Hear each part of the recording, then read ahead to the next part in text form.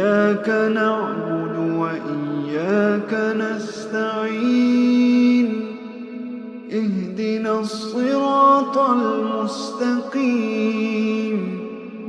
صراط الذين أنعمت عليهم غير المغضوب عليهم ولا الضالين.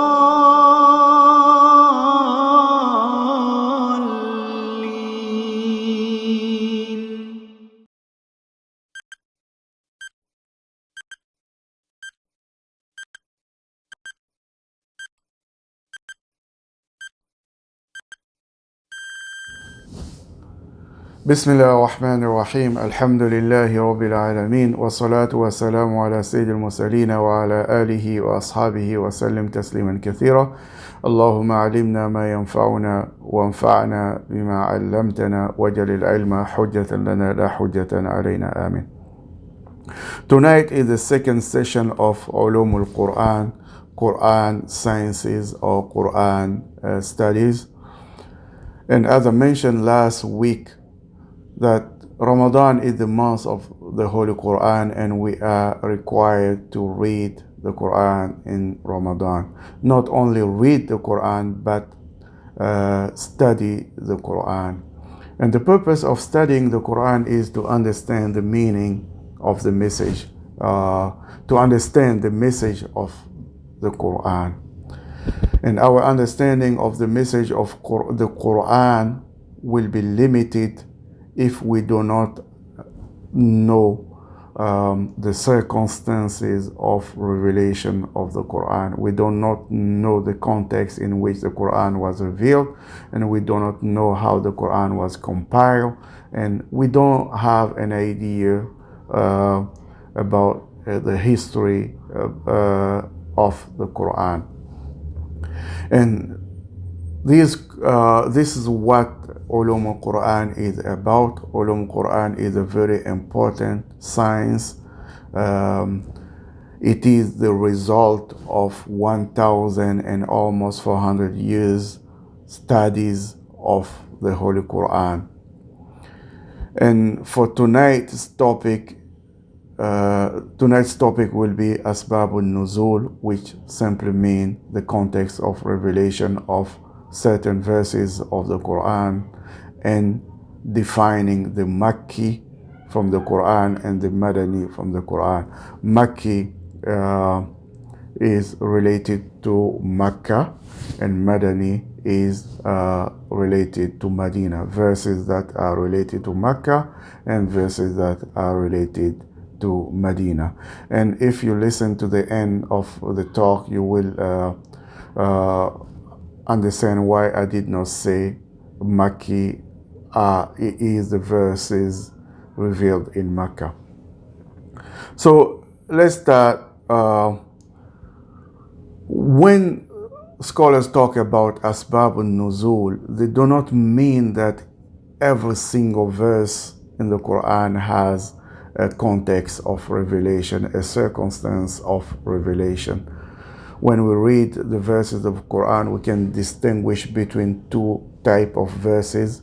Verses that are not related to any context or any circumstance, and this is the most. This is the case of most verses of the Quran, and there are verses that the revelation is related. The revelation is related to a context, to a circumstance, to a question, or to an incident, or to clarifying a situation that happened in the time of the Prophet ﷺ. These are the verses that have sabab nuzul. These are the verses that have a circumstance of revelation or context of revelation. So what is the sabab of nuzul? What is the context of revelation? What do scholars mean when they say sabab nuzul? Sabab nuzul is simply a verse or verses that were revealed to the Prophet ﷺ, talking about a particular situation or clarifying a specific rule that and that a rule or a situation that occurred in the time of the Prophet ﷺ, or that will occur in the future at the end of times, during the last hour, or in the day of resurrection in the hereafter. This means that verses that talk about stories of prophets before the Prophet ﷺ are not sabab nuzul. They are simply stories of prophets. What is the benefit of knowing sabab nuzul? There are many benefits in knowing sabab nuzul. But for the sake of time, because that's a short talk, I will just choose one. Probably the most important is that knowing sabab nuzul is not only knowing history behind some verses. It is by knowing the sabab nuzul, we have a better understanding of the meaning of the verse. As Ibn Taymiyyah rahimahullah said that knowing the sabab nuzul is a help for you to reach a better understanding of the verse in the Quran. So let's take an example for that. We have the verse in Surah Al-Baqarah, وَلِلَّهِ الْمَشْرِقُ وَالْمَغْرِبُ فَأَيْنَمَا تُوَلُّوا فَثَمَّ وَجْهُ اللَّهِ إِنَّ اللَّهَ وَاسِعٌ عَلِيمٌ, which means to Allah belongs the east and the west, and whether you turn wheresoever you turn, there is Allah. Allah is there. Wherever you turn, there is the presence of Allah. Allah is all prevailing, all knowing. If you try to understand this verse without the context of revelation, without history, your conclusion will be that it does not matter to find the Qibla. So why we're making facing the Qibla a precondition of the prayer? Why all of us we're trying to find the Qibla in our prayer, knowing that the east, the west, all direction belong to Allah, and Allah is everywhere we face. So there's no reason to request people to face the Qibla in their prayer. That would have been a legitimate understanding if we did not know the context of revelation. But let's look at the context of revelation as reported by At-Tirmidhi. There are many narrations about the context of revelation, which we will see if times allow us that there may be more than one context of revelation for one verse. But I'm choosing here the narration, the hadith reported by At-Tirmidhi, because it just covered all the meaning of the other hadith. The hadith is saying that we were on a trip. Tirmidhi reported that they were on a trip with the Prophet ﷺ, and it was at night, a very dark night, and they did not know which direction to face. In this case, everybody faced the direction that is thought that is the direction of the Qibla.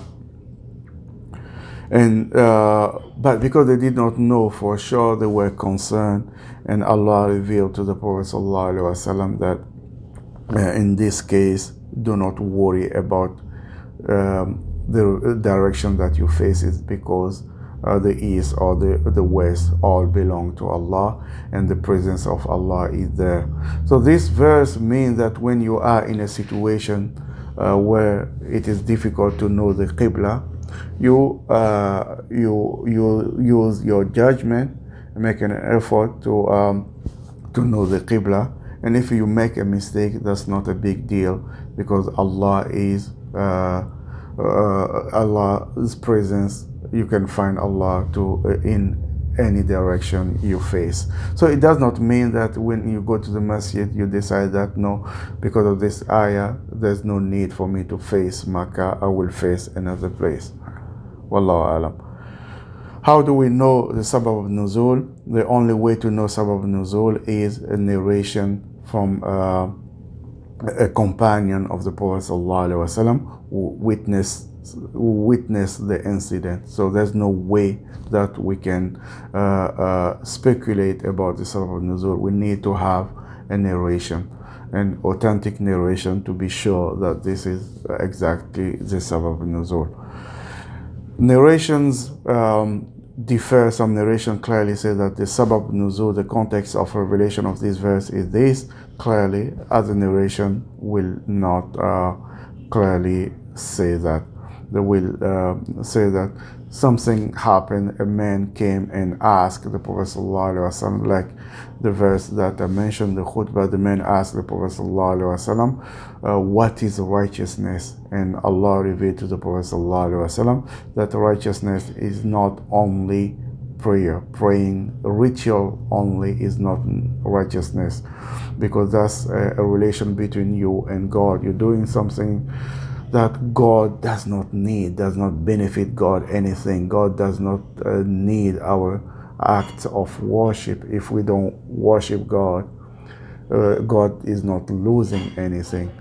So that's not only righteousness. Righteousness is how you deal with people, how you're nice to people around you, because people around you need that you're nice, you're kind, and you show compassion to them. God does not need that. So when the man asked, what is righteousness? The revelation came, and Allah told him that righteousness is not to turn your face toward east and west, but it is to believe in Allah, which is faith, and the verse mentioned to pray and give zakat, which is a ritual, and also the verse mentioned that to give in charity and keep your promise, and be perseverance in time of hardship.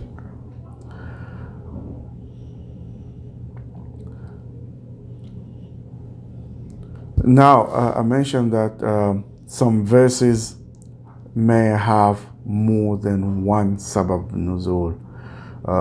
One verse will reveal, but addressing more than one context, more than one circumstance. An example of that is Surah Al-Duha, وَالضُّحَى وَاللَّيْلِ إِذَا سَجَى. Allah telling the Prophet ﷺ that your Lord has not forsaken you. This verse, this surah, is revealed after the second interruption of the revelation. When the Prophet ﷺ received the first revelation, revelation was interrupted for a period, and then revelation came back, and 8 or 10 verses were revealed to the Prophet ﷺ, started with Ya ayyuhal muddathir, or you who cover himself, qum fa'anzir, stand up and warn, call people to the message. After these 10 or 8 or 9 verses, the revelation was interrupted again, and for a few days, and after the Surah Al-Duha was revealed to the Prophet ﷺ. So we have two different narration about the circumstance of that revelation. One narration said that the Prophet ﷺ was sick, was not feeling well for 2 or 3 nights, and then a woman from Quraysh came to him and said that I hope that the devil that was coming to you has forsaken you, trying to to mock the Prophet ﷺ that he did not receive revelation, and that's why the verses were revealed. Another context is another hadith that is not very strong, not very authentic, saying that a puppy, a small, a baby dog was died in one of the chambers, the houses of the Prophet ﷺ, and he did not know that. And a few nights the angels did not come to him, and he asked someone who was helping him clean the house that what happened. I have not received revelation for a few nights. And that person, she was a woman, she went and she cleaned the house and found that there was a dog, a dead dog there. And after that, revelation started to come. So that's one sabab nuzul, one verse with more than one sabab nuzul. I will stop here, and inshallah I will make another video to complete the topic, because it's already 15 minutes and I don't want to take long. It is a short talk, and I will stop here. سبحانك اللهم وبحمدك نشهد أن لا إله إلا أنت نستغفرك ونتوب إليك وصلى الله على محمد وعلى آله وأصحابه وسلم تسليما كثيرا.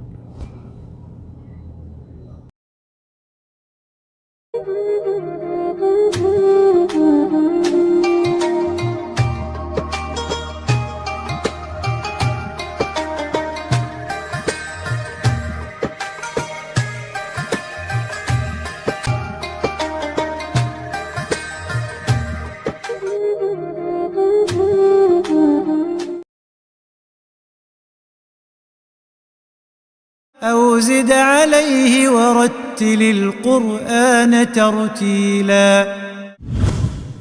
بسم الله الرحمن الرحيم. قل هو الله أحد الله الصمد لم يلد ولم يولد ولم يكن له كفوا أحد.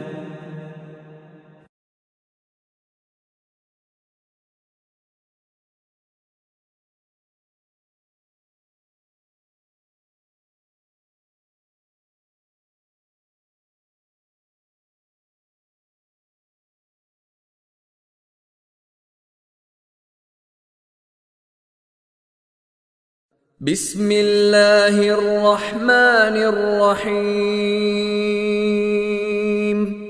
قل أعوذ برب الفلق من شر ما خلق ومن شر غاسق إذا وقب ومن شر النفاثات في العقد ومن شر حاسد إذا حسد.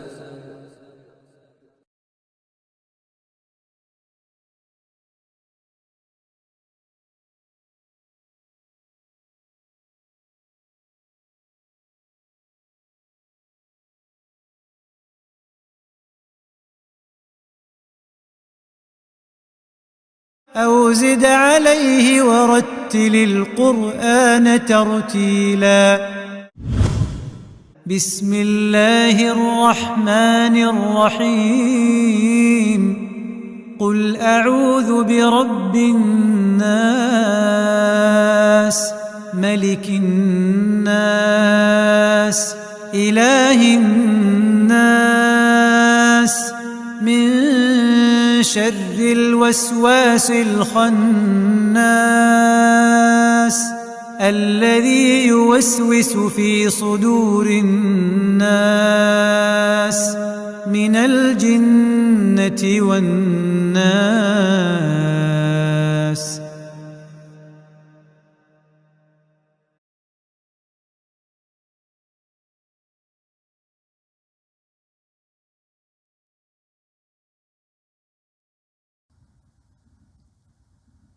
الله أكبر الله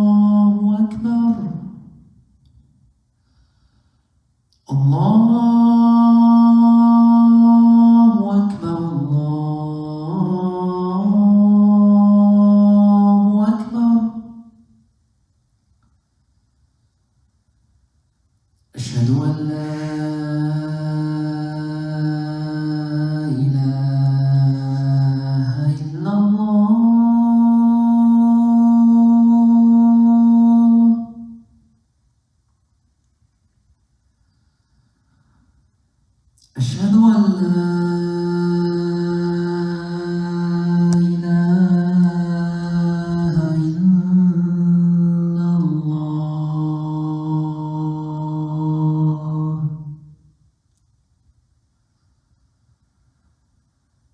أشهد أن محمدا رسول الله.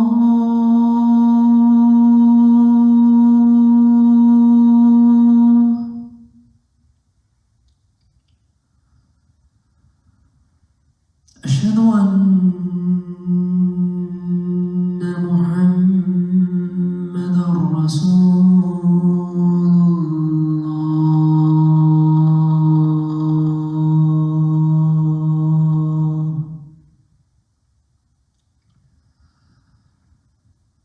حي على الصلاة.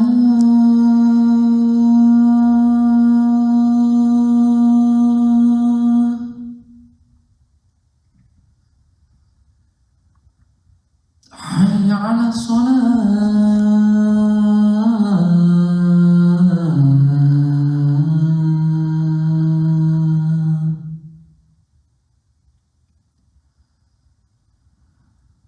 حي على الفلاح.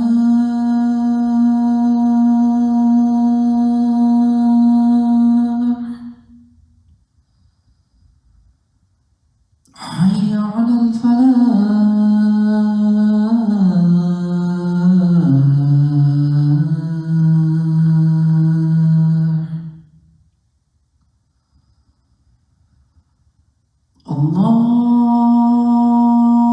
الله أكبر. الله أكبر. لا إله إلا الله.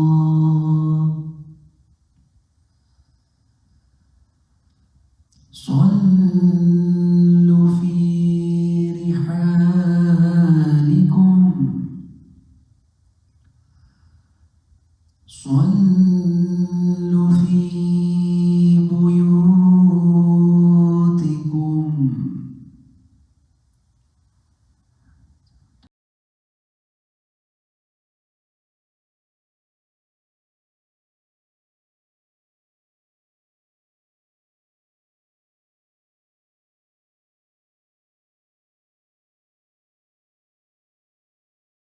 هذا القرآن يوحدنا لطريق الخير يوجهنا.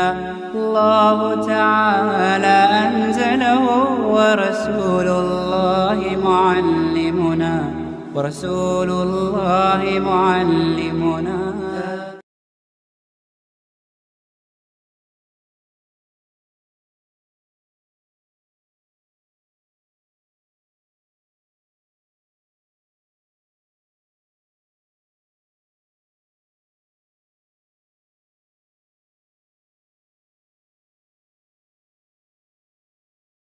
اللهم اهدنا فيمن هديت، وعافنا فيمن عافيت، وتولنا فيمن توليت، وبارك لنا فيما أعطيت، وقنا واصرف عنا شر ما قضيت، وقنا واصرف عنا شر ما قضيت، وقنا واصرف عنا شر ما قضيت. إنك تقضي ولا يقضى عليك، إنه لا يذل من واليت ولا يعز من عاديت. تباركت ربنا وتعاليت، لك الحمد على ما قضيت، ولك الشكر على ما أعطيت.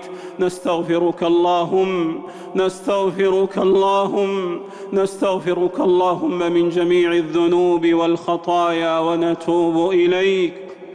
اللهم إنا نعوذ برضاك من سخطك، اللهم إنا نعوذ برضاك من سخطك، وبمعافاتك من عقوبتك، وبمعافاتك من عقوبتك، وبك منك لا نحصي ثناء عليك أنت كما أثنيت على نفسك. وصلى الله وسلم على نبينا محمد وعلى آله وصحبه أجمعين.